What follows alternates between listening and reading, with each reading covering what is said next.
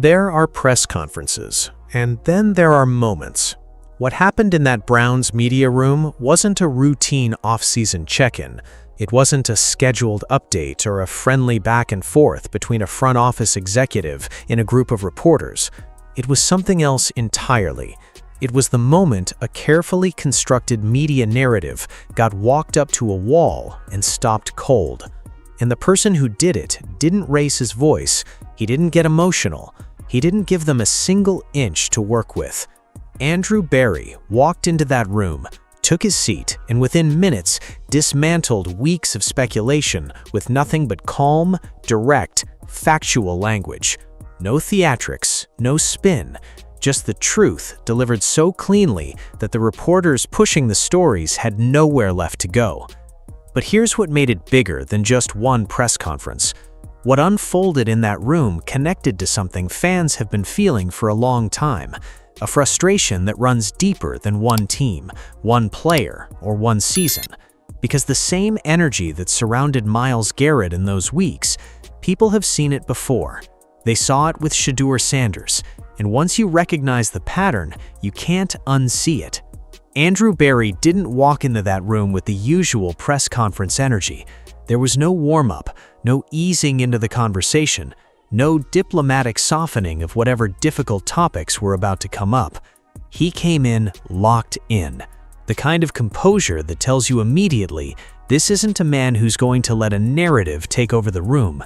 And the reporters who came in prepared to push stories quickly found out exactly what that meant. Tony Grossi was first. He'd been building towards something. This idea that Myles Garrett had gone quiet on the Browns, that there was some kind of distance, some kind of tension between the player and the organization. The framing was subtle at first, but the direction was clear. He wanted Berry to confirm that something was off, that Myles had pulled back, that the relationship had cracks in it that the public hadn't seen yet. Berry didn't entertain it for even a second.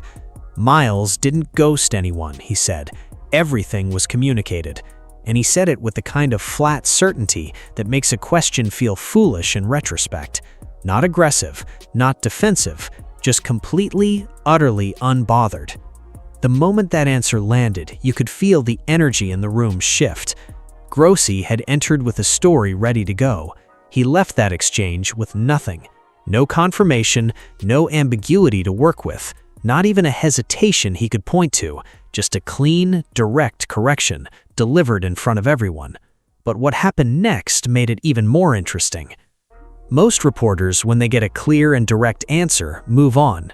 That's how it's supposed to work. You ask, you receive, you process. But Tony Grossi pushed again.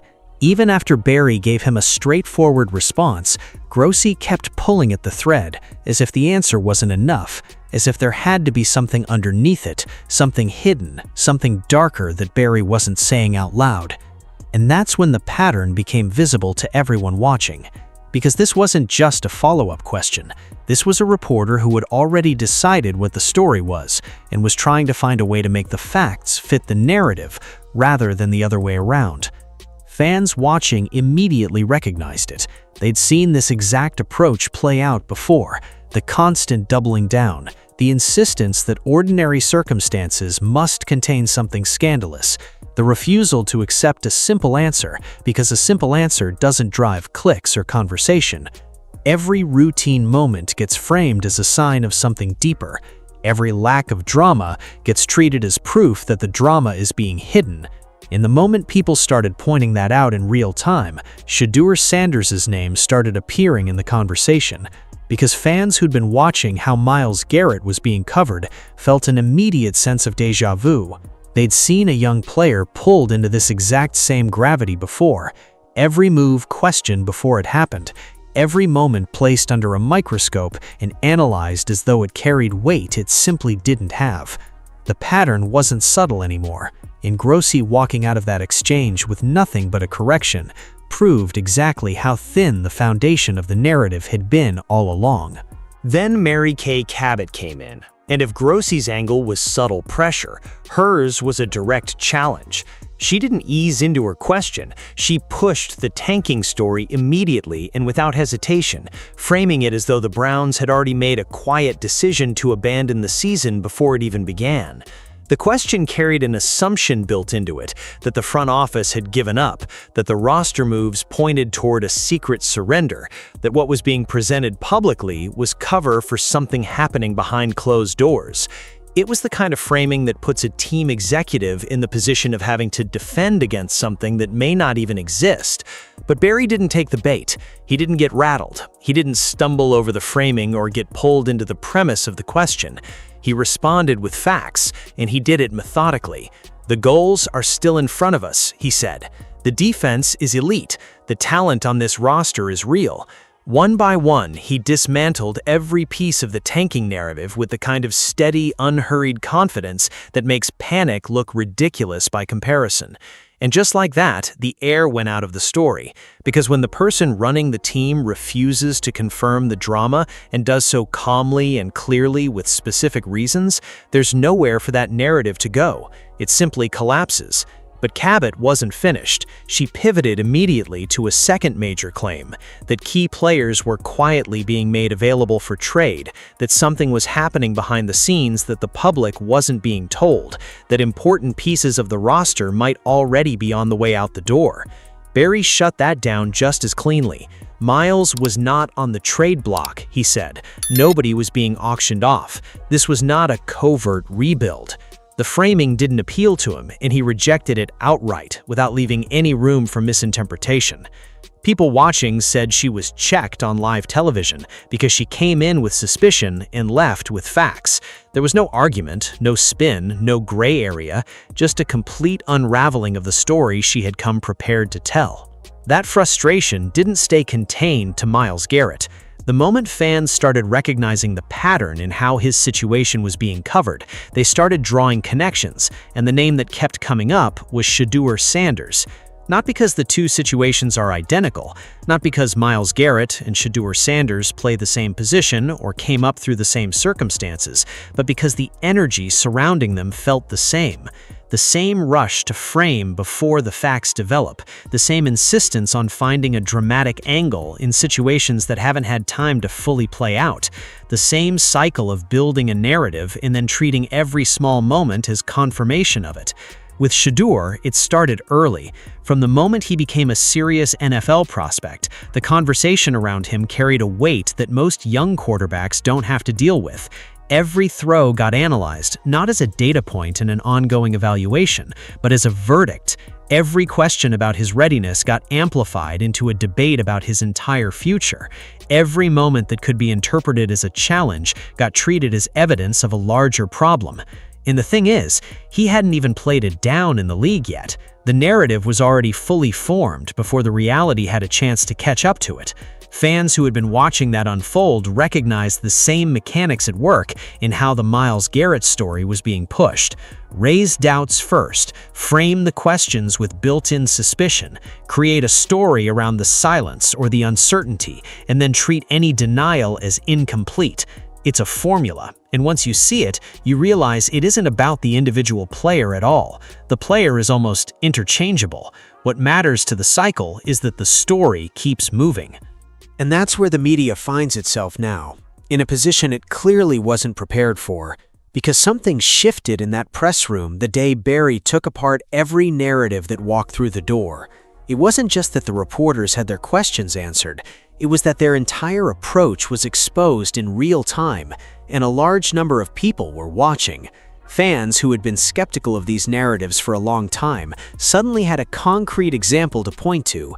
Here was a moment where every loaded question, every suspicion-driven angle, every story built on assumption rather than fact got dismantled systematically by one person choosing to speak plainly. And the question that followed immediately was the one that's now impossible to ignore. If those narratives could be shut down that fast, in a single press conference, in a matter of minutes, then why did they get to run as long as they did in the first place?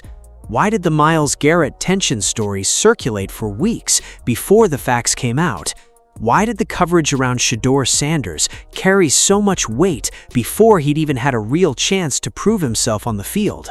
Fans are asking those questions now, and they're not asking them gently. They're asking them with a specific kind of frustration that comes from watching a pattern repeat itself over and over and finally being able to name it clearly. The answer, when you follow it honestly, keeps coming back to the same place. These narratives run because they generate reaction, they create engagement, they keep people clicking and commenting and arguing long after the actual football has stopped.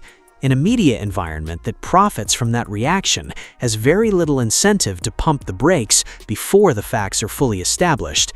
That's the uncomfortable truth sitting at the center of all of this. So where does all of this leave us? With a press conference that became something much larger than a press conference, with a front office executive who walked into a room full of prepared narratives and walked out having dismantled every single one of them, with fans who aren't just defending their players anymore, but are actively calling out the system that puts those players in the position of having to be defended in the first place. Myles Garrett wasn't a drama, he wasn't a crisis, he wasn't a sign of a broken organization or a dysfunctional locker room. He was an elite player in a contract situation that the market context made completely understandable, and the story built around him fell apart the moment someone chose to respond to questions with nothing but the truth. Shedeur Sanders isn't a controversy waiting to explode. He's a young quarterback whose entire narrative was constructed at speed before anyone had the chance to actually watch him play and evaluate what they saw with fresh eyes. And the thing connecting both of those situations is the same thing that got exposed in that press room.